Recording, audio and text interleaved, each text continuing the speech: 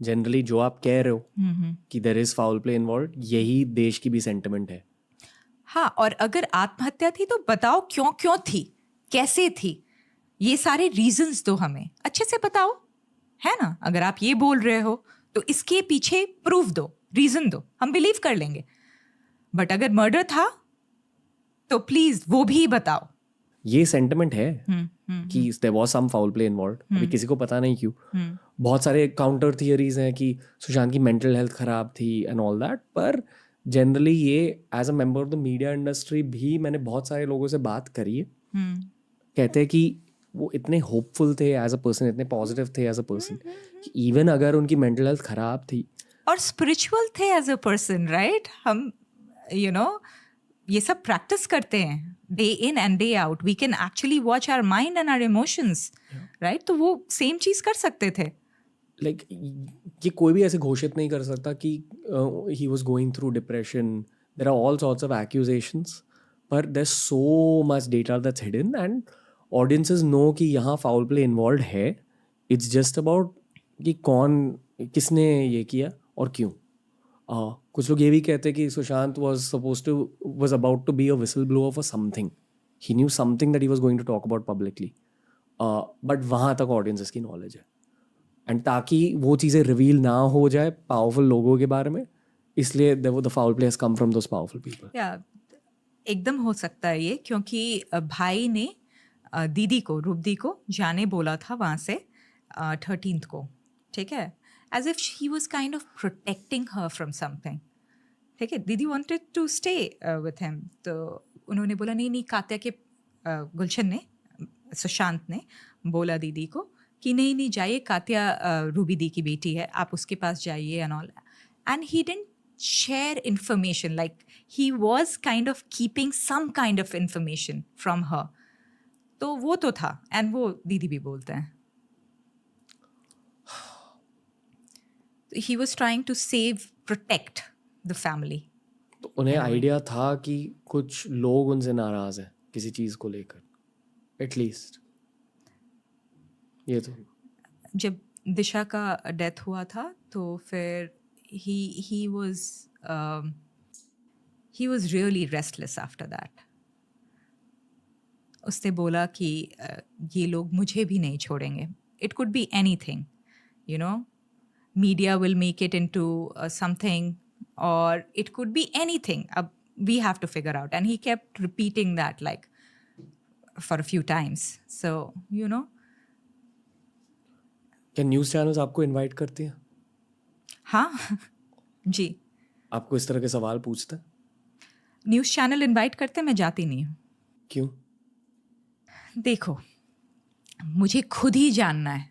अगर मैं सब कुछ जानती तो मैं बता देती ना। मुझे खुद नहीं पता है, मैं जानना चाहती हूँ, और मैं चाहती हूँ कि प्रूफ के साथ वो चीज़ बताई जाए हमें, राइट? तो मैं जाके क्या बोलूँ न्यूज़ चैनल पे, राइट? और जैसे यहाँ पे मैं कंफर्टेबल हूँ with you Ranveer, because I feel there is, तुम अपने लगते हो समहाउ, राइट? और या तो I am comfortable here, you are sensitive enough, I can see that. I think ये न्यूज़ अक्सर ये भूल जाती है कि हम किसी इंसान के बारे में बात कर रहे हैं। ये आपके लिए एक स्टोरी नहीं है, आपके लिए TRPs नहीं है। यहाँ एक फैमिली इन्वॉल्व है, यहाँ एक इंसान इन्वॉल्व है, और ऑनेस्टली यहाँ देश के जज्बात इन्वॉल्व है eight this stage.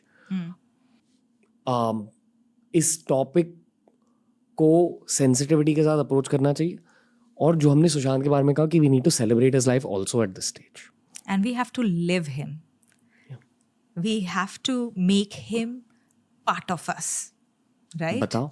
Embody him, what he stood for, the kind of mindset he stood for, right? Which was what? Which was spirituality. He was in core a spiritual person.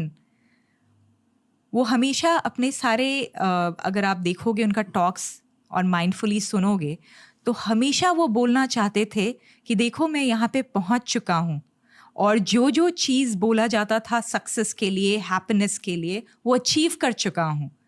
But वो यहाँ नहीं मिलता है इस external world में achievements के बाद, success के बाद वो चीज़ नहीं मिलता है।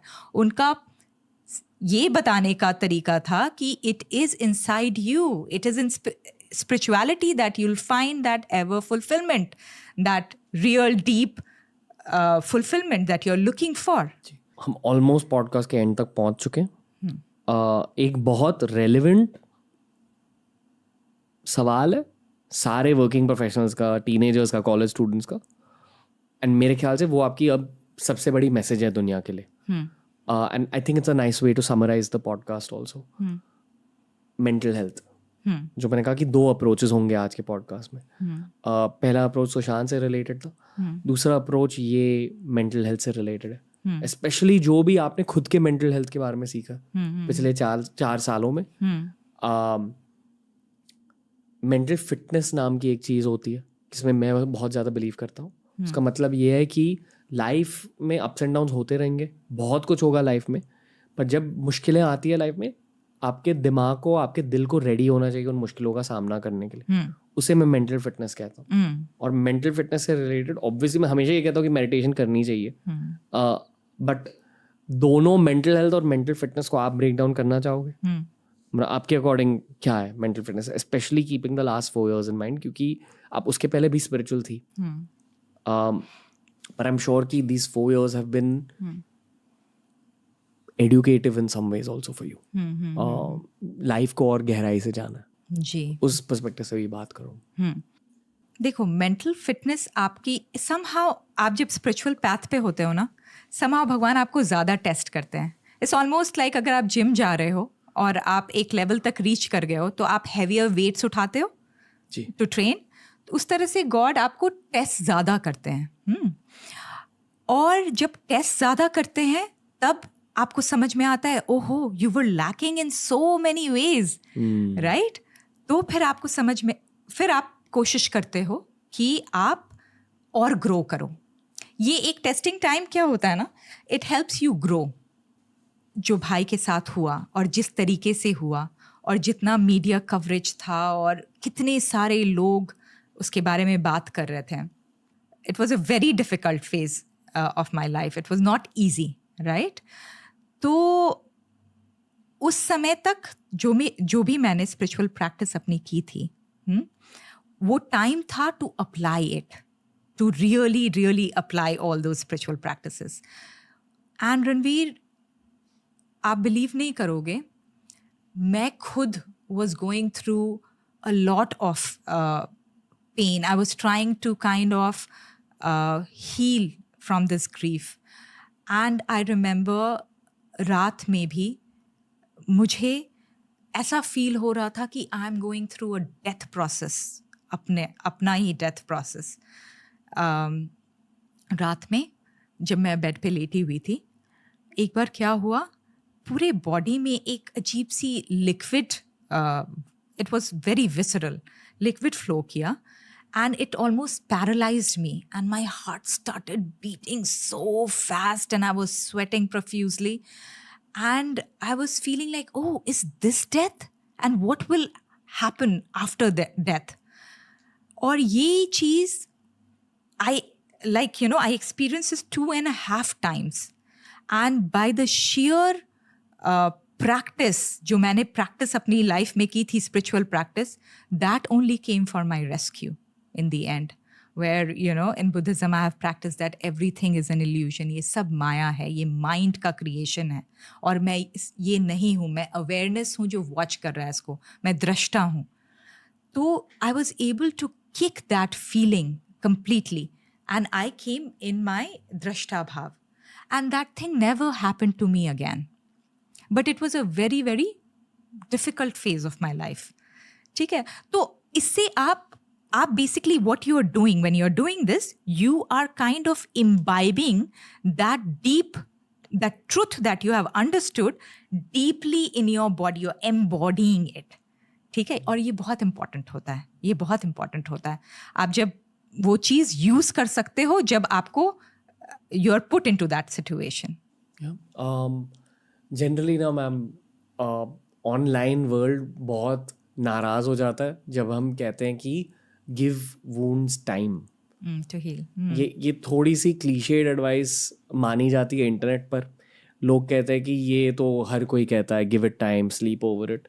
बट मेरे अकॉर्डिंग ज़िंदगी का सच है कि actually you need to give things time, specially अगर आप किसी पेन से गुजर रहे हो. You need to give time and attention. हम लोग क्या करते हैं, हम अपने आप को हमेशा डिस्ट्रैक्टेड रखते हैं.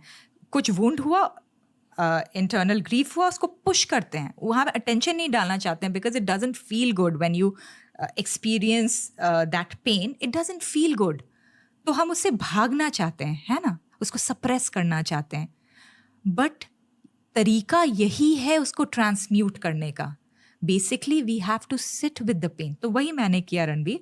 Basically I took many months of solitary retreat and I sat with this pain, with this grief. I let it brim up. ठीक है, जो भी traumas हैं उसको मैं I let it come up in my system and I watched it. I watched it as a drashta, as awareness. And I saw it turning into something beautiful. रोना आता था मेडिटेशन में? बहुत रोना आता था, बट वो भी वॉच करना होता है. रोना खत्म कब होता है? रोना खत्म कब होता है? जब भगवान आपको एम्ब्रेस कर लेते हैं एब्जॉर्प्शन में. जब आप डीपली वो दृष्टा भाव में समा जाते हो, it's almost like God is embracing you, right? तब फिर रोना खत्म हो जाता है. तब समझ में आता है कि तुम तो कभी किसी चीज़ से अलग हो ही नहीं. आई फील कि इस पूरे पॉडकास्ट ने उन सारी फैमिलीज को भी हेल्प किया जिसने लॉस देखी है अपने खुद के लाइफ में. और देखो, ये बात तो भगवत गीता में भी बात होती है कि मे बी फिजिकल बॉडी चला गया है, but that person, that human continues. जैसे ही डेथ होता है किसी का, उसको हम बॉडी बुलाना शुरू करते हैं, है ना. उसको हम नाम से नहीं बुलाते हैं, बोलते हैं सुशांत चले गए, बॉडी इधर लाओ, इसकी बॉडी इधर लाओ, राइट. तो इंसान डिसकंटिन्यू नहीं होता है, they continue, they pass on, right? Sometimes as a legend in society. Yes, guiding, as a guiding star, being a guiding star for many. As a guiding star, जो आप भी हो. तो श्वेता दी, थैंक यू. जो मैंने आपको ऑफ कैमरा कहा कि जब पहली बार आपको देखा तो लगा कि ये मेरी बहन ही खड़ी है मेरे सामने. तो just we give you all the love from this full team. And I know कि ऑडियंस आपसे यही कहना चाहती है. एक छोटी रिक्वेस्ट है कि डेफिनेटली कमेंट सेक्शन पढ़ो, क्योंकि you will get to know कि लोग आपके और आपके फैमिली के बारे में क्या सोचते हैं. विनय जो आपके पीछे है वो इलाहाबाद से है और उन्होंने भी बहुत बात करी है सुशांत भाई के बारे में. There is too much love, specially देश के मासेस में. डेफिनेटली पूरे देश में. अगर मतलब मैं साउथ बॉम्बे लोगों के साथ भी बैठा रहता हूँ तब भी उनके लिए प्यार है. और जब मैं मासेस के साथ भी उनके बारे में बात करता हूँ, there is just love and affection for you and your full family. क्योंकि एक इंसान की पहचान लॉन्ग टर्म में उनके वर्क की वजह से होती है और उनके जज्बातों की वजह से होती है. That's what people remember other people for. जी, एंड उनके हार्ट के वजह से होती है, राइट. वो कितने लोगों को कितना हेल्प किए, राइट. केरला में जब आया हुआ था फ्लड, उन्होंने जस्ट 1 करोड़ ऐसे ही डोनेट कर दिए. तो इस तरह का हमेशा वो काम करते रहते थे. He used to feel for others. I think लोग उनके नेचर को काफ़ी अच्छे से जानते हैं. आज और जाना उनके नेचर के बारे में, बट किसी इंसान का नेचर डिसाइड होता है उनके फैमिली एनवायरनमेंट की वजह से. एंड प्लस वो सबसे छोटे थे, तो आप सारे उनके पेरेंट्स थे इन सम वे. तो it says a lot about you guys as well. I am glad कि आपने मेरी टीम को ये अपॉर्चुनिटी दी. तो थैंक यू श्वेता दी. Thank you Ranveer, thank you. I wish you all the best in your own journey as well. Definitely एक और एपिसोड करेंगे आपके साथ जहाँ ज़्यादा गहराई से स्पिरिचुअलिटी को अप्रोच करेंगे. क्योंकि आई थिंक की audiences also need to know more of it. So thank you and please read the comment section. Thank you. तो दोस्तों ये था आज का एपिसोड. ऑनेस्टली ये वाले इंट्रोज और आउट्रोज रिकॉर्ड करते वक्त मुझे थोड़ा सा अनकंफर्टेबल लग रहा है, क्योंकि ये टॉपिक ही ऐसा है. इसे अप्रोच करने के लिए बहुत सेंसिटिविटी की ज़रूरत है, बहुत इंफॉर्मेशन डेटा की ज़रूरत है. आई होप दैट देश को और दुनिया को आंसर्स मिले. That's all I say. Thank you for supporting. TRS के बहुत सारे एपिसोड्स अब रिलीज होंगे. We have a very very good line up this month. Lots of love to you guys. Thank you for tuning in. I hope कि आपको इस episode में value मिला. Lots of love.